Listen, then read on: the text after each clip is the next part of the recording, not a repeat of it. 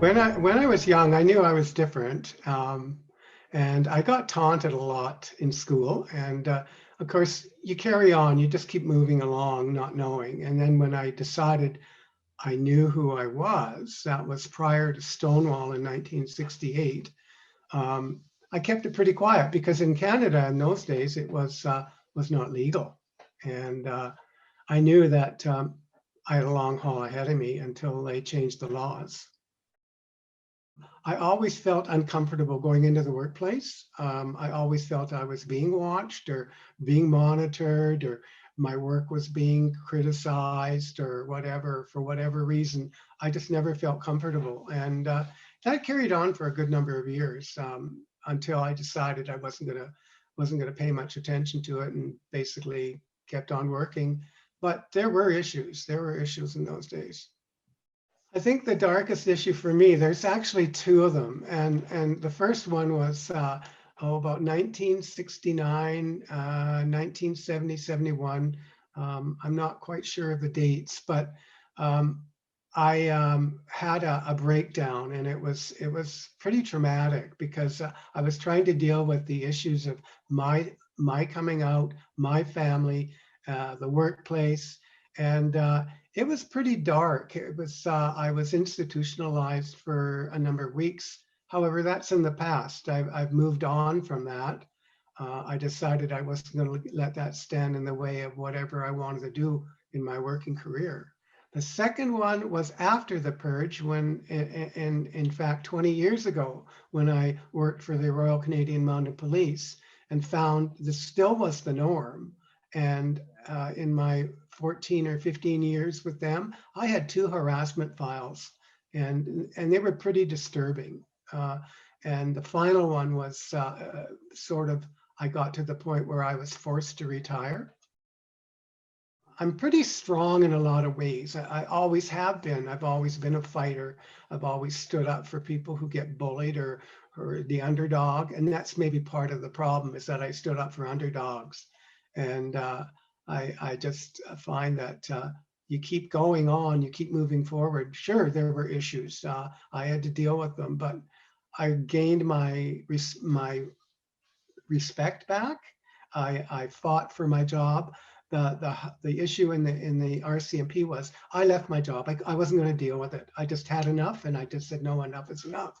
But I fought back later on, filed a harassment complaint. Members who knew me, I was given a position as a municipal employee in Alberta, and I went there. I worked my way up back to my federal position and won that back, and kept moving on. The one good thing for me is that since I've retired, and this is an interesting concept, I've done a number of things. I've stopped biting my nails. The pressure's off. And I've learned a lot more about my self-esteem. I hold myself in high regard now because I don't regret anything I've ever done.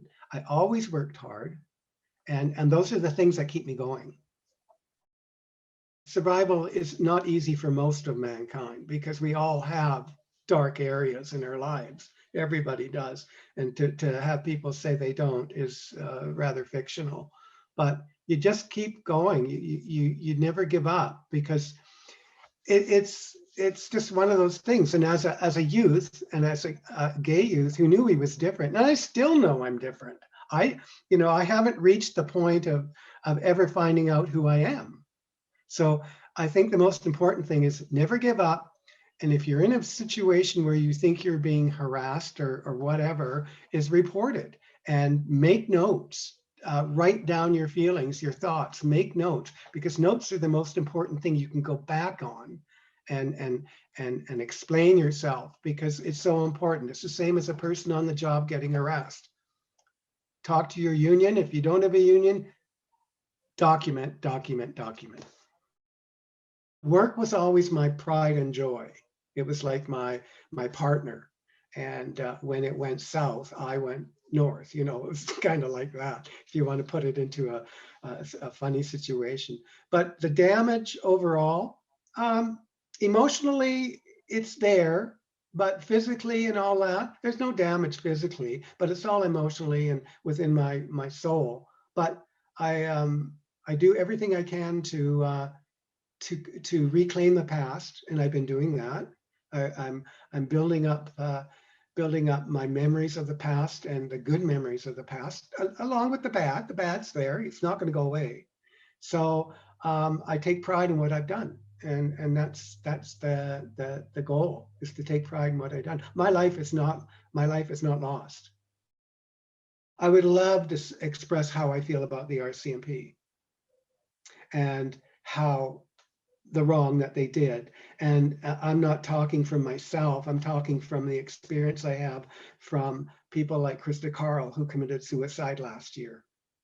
The women's class action, who I've gone to court with in the beginning of their class action. I've stood by them. I would do that for anyone, because that's what this is all about.